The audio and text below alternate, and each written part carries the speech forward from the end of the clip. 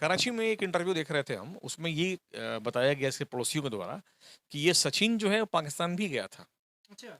तो अब सवाल उठता है कि सचिन पाकिस्तान गया था कि नहीं, ये तो कंफर्म, लेकिन वहाँ के पड़ोसी कह रहे थे कि सचिन पाकिस्तान आया था और यहाँ रहा है 1 वीक। ये कहा जा रहा है कि ये जो महिला है सीमा हैदर, वो 1 वीक पहले 1 वीक रही है नेपाल में, ऐसा नहीं है। नेपाल में करीब वो 2 महीना रही है।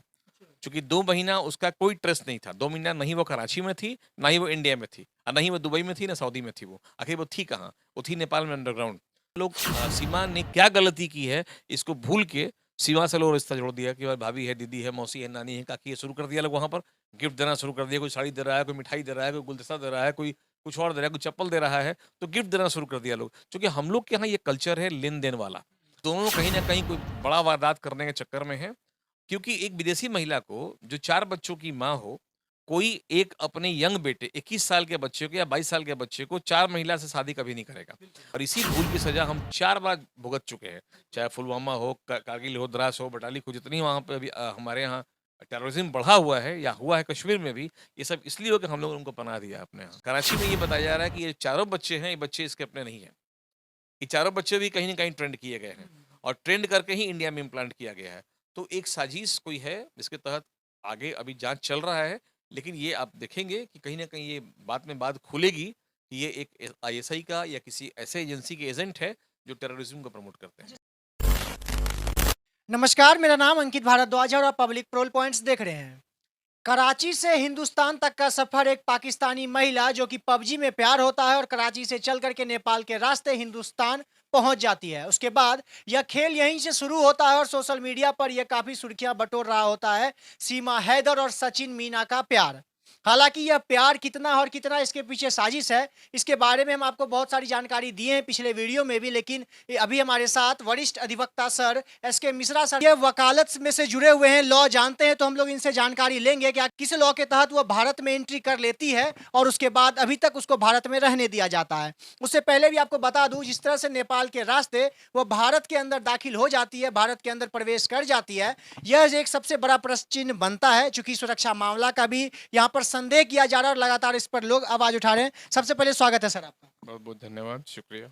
सर एक सवाल होगा आपसे कि जैसे कहा जा रहा है कि हमारे भारत देश की सुरक्षा व्यवस्था पर सवाल उठ जा रहा है, क्योंकि नेपाल के रास्ते कोई अंदर घुस जा रही है, मतलब एक महिला 4 बच्चे के साथ भारत देश में घुस जाती है। लेकिन क्या अभी यह सोशल मीडिया पर वायरल हो जाती है तो लोगों को पता चल गया कि यह कोई अंदर आई है, लेकिन ऐसे ऐसे कई मामले हो सकते हैं, कई लोग हो सकते हैं जो चाइना से पाकिस्तान से हमारे भारत देश में घुस सकते हैं। सही बात है। आप देखिए कश्मीर के रीजन में जो पीओके हमारा है, आप वहाँ देखेंगे कई ऐसे संगठन बने हुए हैं जो आतंकवाद हमारे यहाँ प्रमोट करते हैं। तो आखिर ये आतंकवादी भारत में आते कैसे हैं? कहीं न कहीं कोई खुफिया रास्ता हमारे यहाँ है। जबकि आप देखेंगे अटारी में, चक्की बैंक में या देवलाली में जितने भी हमारे या गुजरात में जो भी हमारे बॉर्डर्स होते हैं, वहाँ कुछ नैरो पैसेज ज़रूर ऐसे होते हैं जहाँ ये लोग अपना कब्ज़ा करके वहाँ से इंडिया में घुस जाता है। ये घुसपैठिए होते हैं वो, या कभी नाम बदल के या वीज़ा गलत नाम से लेके इंडिया में आ जाते हैं वो। लेकिन सवाल ये उठता है कि हमारे जो सुरक्षाकर्मी हैं, हमारी बॉर्डर सिक्योरिटी फ़ोर्स हमारी है, इंडो तिब्बत पुलिस वहाँ लगी होती है वहाँ पे, इंडियन मिलिट्री अकेडमी के लोग वहाँ पर होते हैं। इतने सारे तमाम फ़ोर्स को धोखा देके कोई इंडिया में आ जा रहा है, तो कहीं न कहीं हमारी चूक है और ये सिक्योरिटी लैब्स हमारी है। ठीक है, सही सीमा का भी है। वो डायरेक्टली इंडिया में तो आई नहीं, लेकिन एक रास्ता है जो जानती थी कि इंडिया में प्रवेश करना अगर है तो Nepal is the best. Nepal का जो वे हमारा है, सबसे अच्छा रास्ता है, बहुत शॉर्टकट तरीका है कि आप नेपाल पहुँचे, नेपाल से इंडिया में प्रवेश कर जाएँ।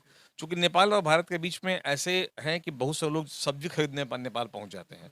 आप जो वहाँ पर रक्सौल बॉर्डर देखेंगे आप, या बहुत सारे ऐसे जयनगर वगैरह में देखेंगे आप वहाँ पर कि या फ्लोरिया वगैरह में है कि वो माने आराम से घूमते-घूमते नेपाल पहुँच गए, नेपाल से इंडिया पहुँच गए वो। तो वहाँ कोई वीज़ा, पासपोर्ट चेक नहीं, लेकिन जब वहाँ से एयरपोर्ट अथॉरिटी ने इसको पास आउट किया, उसके बाद ये वहाँ से बस से बाहर निकलती है और नोएडा पहुँचती है। नोएडा में सचिन अब तक अनमैरिड स्टेटस में था वो, वहाँ ये मैरिड हो जा रहा है, 4 बच्चे घर में अचानक आ जाना, तो अगल-बगल भी कानाफूसी होती है। और सर यहाँ पर एक और सवाल आया था, चूंकि नेपाल से वो अकेले नहीं आई थी। मैंने एक वीडियो मतलब बाइट में सुना था, उसका एक बयान आया था कि जब वो नेपाल पहुंचती है उससे पहले सचिन मीना नेपाल पहुंचा हुआ होता है, और नेपाल जब पहुंचती है वो 4 बच्चे के साथ, और यह सचिन मीना वहां पर जा करके शादी करते हैं, उसके बाद साथ में वहां से आते हैं। सही। कराची में एक इंटरव्यू देख रहे थे हम, उसमें ये बताया गया इसके पड़ोसियों के द्वारा कि ये सचिन जो है वो पाकिस्तान भी गया था। अच्छा। तो अब सवाल उठता है कि सचिन पाकिस्तान गया था कि नहीं, ये तो कंफर्म, लेकिन वहां के पड़ोसी कह रहे थे कि सचिन पाकिस्तान आया था और यहाँ रहा है 1 वीक। ये कहा जा रहा है कि ये जो महिला है सीमा हैदर, वो 1 वीक पहले 1 वीक रही है नेपाल में। ऐसा नहीं है, नेपाल में करीब वो 2 महीना रही है। चूँकि 2 महीना उसका कोई ट्रेस नहीं था। 2 महीना नहीं वो कराची में थी, ना ही वो इंडिया में थी, और ना ही वो दुबई में थी, ना सऊदी में थी वो। आखिर वो थी कहाँ? वो थी नेपाल में अंडरग्राउंड। पहली बात। नंबर 2 कि कोई भी विदेशी महिला जो भारत के नहीं है, इवन कश्मीर की महिला भी या चेन्नई की महिला भी, जब वो हिंदी अल्फाज़ों का इस्तेमाल करते हैं, तो पकड़ में आ जाते हैं वो। उनके जो एक्सेंट होते हैं, जो बोलने का टोन होता है, वो थोड़ा बदल जाता है। कश्मीरी भी अगर बिहार में आकर रहते हैं, बहुत सारे कश्मीरी यहाँ पर हैं बिहार में, हमारे यहाँ तक जज साहब भी कश्मीरी है। लेकिन जब वो हिंदी बोलते हैं, तो कुछ ना कुछ एक्सेंट कश्मीर का आ जाता है वो। तो एक महिला जो पश्तून है, बलूचिस्तान की रहने वाली, बलूची है वो हिंदी इतना अच्छा बोलती है, जैसे लगता है कोई यूपी बिहार का आदमी हिंदी बोल रहा हो या एमपी वाले हिंदी बोल रहे हैं। इतने बड़े खूबसूरत ढंग से हिंदी को पेश करती है वो। तो कहीं न कहीं वो हिंदी की ट्रेनिंग ली है, और ये ट्रेनिंग 1 वीक में नहीं हो सकता है। इसका मतलब है कि ये पहले भी यहाँ आती रही है और इंडियन कल्चर से, इंडियन फ़ैसेट से बहुत वाकिफ़ है वो, जानती इन चीज़ों को। और सचिन और ये दोनों कहीं न कहीं किसी गैंग के मेंबर हैं। ये मेरा अपना विचार है। ये हमारा इन्वेस्टिगेशन आप नहीं बोल रहे हैं। अभी जाँच चल रही है, सामने आ जाएगा। लेकिन मेरा अपना ये मानना है कि ये दोनों कहीं न कहीं कोई बड़ा वारदात करने के चक्कर में हैं।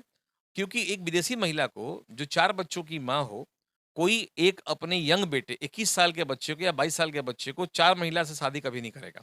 और अगर कर भी लिया गलती से, तो परिवार वाले कभी खुश नहीं होंगे। अगर माँ खुश होगी तो बाप खुश नहीं होगा, बाप खुश होगा तो माँ खुश नहीं होगी, दोनों खुश हो तो बहनें खुश नहीं होंगी। लेकिन पूरा परिवार उसे एक्सेप्ट कर लिया कि नहीं, हम सीमा से बहुत खुश हैं, इनके चारों बच्चों को अपनाने के लिए हम काफ़ी हैं और हम चारों बच्चों के साथ बहुत खुश हैं। तो कहानी कहीं लगता है कहीं न कहीं फंडिंग इनकी हो रही है। इनके गरीब परिवार का, चूँकि रहने का भी इनका बहुत बड़ा इंतज़ाम नहीं है, छोटा-सा घर इनका है, नोएडा में जो किराए पे लेके रखा है इन लोगों ने, तो उस घर की फंडिंग कहीं न कहीं से हो रही है। और वही फंडिंग इन लोग को ये कह रहा है कि तुम इन बात को दबाओ, इसको छिपाओ कि सीमा का रियलिटी क्या है। अदरवाइज़ कराची में ये बताया जा रहा है कि ये चारों बच्चे हैं, ये बच्चे इसके अपने नहीं हैं। ये चारों बच्चे भी कहीं न कहीं ट्रेंड किए गए हैं और ट्रेंड करके ही इंडिया में इम्प्लांट किया गया है। तो एक साजिश कोई है जिसके तहत आगे अभी जाँच चल रहा है, लेकिन ये आप देखेंगे कि कहीं न कहीं ये बात में बात खुलेगी कि ये एक आईएसआई का या किसी ऐसे एजेंसी के एजेंट है जो टेररिज्म को प्रमोट करते हैं। अच्छा सर, एक सवाल और बनता है। कोई किसी की सीमा भाभी बन जा रही है, किसी की मतलब दीदी कुछ-कुछ बनते जा रही है। लेकिन सवाल क्या ये सही है यहाँ तक कि सुरक्षा व्यवस्था को ना देख कर के कुछ लोग यह बोल दे रहे हैं कि क्यों उसके पीछे पड़े हुए हो? एक हमारे भारत में कोई अतिथि आया है, उसका स्वागत करना चाहिए। यही अतिथि अगर हम लोग बन कर के कोई दूसरे देश जाएँ, तो क्या इतना स्वागत मिलेगा? कभी नहीं मिलेगा, चूँकि भारत, देखिए, विश्व में एकमात्र भारत ही एक ऐसा देश है जहाँ सारे धर्म सुरक्षित हैं। जैसे आप देखिएगा, आपके मोहल्ले में वहाँ मुस्लिम भी हैं, हिंदू भी हैं, जैनिज़्म भी है, बुद्धिज़्म भी हैं, अदर कास्ट के भी लोग हैं, सब लोग खुशी से जीते हैं वहाँ पर। दूसरे किसी कंट्री में ऐसा नहीं है। मिक्स पॉपुलेशन कंट्री कहीं नहीं है वर्ल्ड में। आप देखेंगे, अगर इंग्लैंड जाएँ तो इंडियंस कॉलोनी अलग वहाँ पर है। जो इंडियन अगर वहाँ ब्रिटेन की कॉलोनी में रहते हैं, बहुत डरे रहते हैं। अगर आप देखें पाकिस्तान में, तो पाकिस्तान में हिंदू है, उनकी कॉलोनी ही अलग होती है। अगर मुस्लिम के बीच में हिंदू है, आप देखिए कोरोना में लोग भाग रहे हैं घर छोड़ के। आप देखिए तेलंगाना में, आप देखिए केरला में, लोग घर छोड़ के भाग रहे हैं मुस्लिम के बीच से। तो ये असुरक्षित हो जाते हैं जब हिंदू किसी कॉलोनी में पहुँचते हैं तब। लेकिन हिंदू कॉलोनी में हर लोग क्योंकि हमारे पास क्या है, हम लोग का दिल बहुत बड़ा होता है। हम लोग अतिथि देवो भव वाले हैं। अतिथि को हम लोग यहाँ सत्कार करते हैं वो, और यही कारण है कि वहाँ लोग सीमा ने क्या गलती की है, इसको भूल के सीमा से लोग रिश्ता जोड़ दिया कि भाई भाभी है, दीदी है, मौसी है, नानी है, काकी है, शुरू कर दिया लोग वहाँ पर। गिफ्ट देना शुरू कर दिया, कोई साड़ी दे रहा है, कोई मिठाई दे रहा है, कोई गुलदस्ता दे रहा है, कोई कुछ और दे रहा है, कोई चप्पल दे रहा है, तो गिफ्ट देना शुरू कर दिया लोग। क्योंकि हम लोग के यहाँ ये कल्चर है लेन-देन वाला। हम लोग के यहाँ कोई अगर महिला किसी के यहाँ आज ही जाती है, तो समझते हैं कि यार तुम्हारी बेटी है, बहू होगी वो। यही लोग सोचते हैं वहाँ पर। लेकिन दूसरे कंट्री में ऐसा नहीं है। वो दूसरे में तो कोई देखने नहीं जाएगा क्या करने वाले हैं। पाकिस्तान में ही ऐसा नहीं होगा। तो ये हमारी कहीं न कहीं एक भूल है, और इसी भूल की सज़ा हम 4 बार भुगत चुके हैं। चाहे पुलवामा हो, कारगिल हो, द्रास हो, बटालिक हो, जितनी वहाँ पे अभी हमारे यहाँ टेररिज़्म बढ़ा हुआ है या हुआ है कश्मीर में भी, ये सब इसलिए हो कि हम लोगों ने उनको पनाह दिया है अपने यहाँ। सर, एक और सवाल बनता है सुरक्षा व्यवस्था को देख करके, चूंकि 15 अगस्त यानी कि नज़दीक है अभी, और हम लोग 26/11 को भी नज़रअंदाज नहीं कर सकते, राजीव गांधी जी की हत्या को भी हम लोग नज़रअंदाज नहीं कर सकते। तो सारा कुछ देख करके सर, एक और सवाल इसमें जोड़ना चाहूँगा कि क्या सचिन मीना जो नाम का शख्स है, क्या उस पर कार्रवाई हो सकती है? चूंकि एक बयान में आया था कि पबजी खेलते खेलते हम व्हाट्सएप पे आए, और व्हाट्सएप पे हम उसको हिंदुस्तान दिखाया करते थे, वो हमें वीडियो कॉलिंग पे पाकिस्तान दिखाया करती थी। सही बात है। एक 5वीं जमात पढ़ी महिला 4 भाषाओं में पारंगत है। 4 भाषाओं की जानकार है, अच्छी जानकार है, वो जानकार नहीं कहेंगे, उर्दू, बलूची और माने सिंध, हिंदी अच्छी तरह बोल लेती है वो। और सचिन भी कहीं न कहीं उसको अच्छा खासा ट्रेन किया हुआ है और ये सब ट्रेनिंग 1 वीक में हुआ है। चूँकि दोनों ही 1 वीक तक नेपाल में रहे थे, ऐसा सचिन का कहना है वो।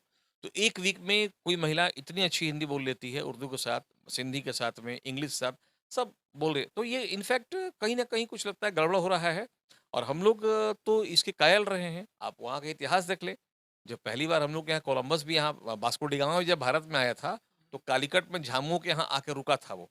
और वहाँ वो अतिथि बन के ही आया था और झामुमो ने पूरा उसको जो वहाँ का राजा झामुमो तक कालीकट का केरल का वो स्वागत किया था। नतीजा क्या हुआ 7 दिन में गला काट दिया उसका राजा बन गया वहाँ का। तो ये हम लोग के यहाँ विडंबना है कि हम लोग चूँकि अपने यहाँ स्वागत करते हैं इन लोगों का, तो हम लोग दिमाग से नहीं चलते हैं दिल से और इसीलिए हम लोग यहाँ देख रहे हैं लेकिन ये कहीं न कहीं बहुत बड़ा हादसा का एक संकेत मिल रहा है और सीमा को अतिशीघ्र बहुत जल्दी वापस भेजना चाहिए, क्योंकि इनके पास कोई लीगल राइट नहीं है इंडिया में रहने का। आप भारत में अगर आ रहे हैं, कोई विदेशी आदमी यहाँ पर हैं, तो आप घूमने आ सकते हैं, विज़िटिंग वीज़ा पे आ सकते हैं। आप यहाँ से या परमिट लेके इंडिया में आ सकते हैं, लेकिन सर्टेन पीरियड के लिए। आप इंडिया अगर आपको अच्छा लगा और अगर आप चाहते हैं रहना, यहाँ शादी कर ले रहे हैं आप, तो सबको सिटीज़नशिप इंडिया मिल सकती है, रुक सकते हैं आप। लेकिन उसके लिए 10 साल तक आपको वेट करना पड़ेगा। 10 साल के बाद ही इंडियन सिटीज़नशिप आपको मिलेगा। या अगर आप विदेश जाते हैं, तो वहाँ भी आप देखिए अमेरिका चले जाइए, ग्रीन कार्ड लेना वहाँ पर है, 5 साल रुकना पड़ेगा वहाँ पर आपको। लेकिन ये आते-आते इंडिया गवर्नमेंट ने इसको लॉन्ग टर्म वीज़ा का अनाउंस कर दिया कि को लॉन्ग टर्म वीज़ा दिया जाएगा। कुछ सोच से परे है ये। लेकिन ये कोई साजिश के तहत यहाँ लाया गया है, इम्प्लांट किया गया है इसको यहाँ पर। आखिर में सर सवाल आपसे एक करना चाहूँगा जो हमारे सुरक्षा बॉर्डर जो कहा जाता है नेपाल और भारत का, इतना कमज़ोर क्यों किया गया है?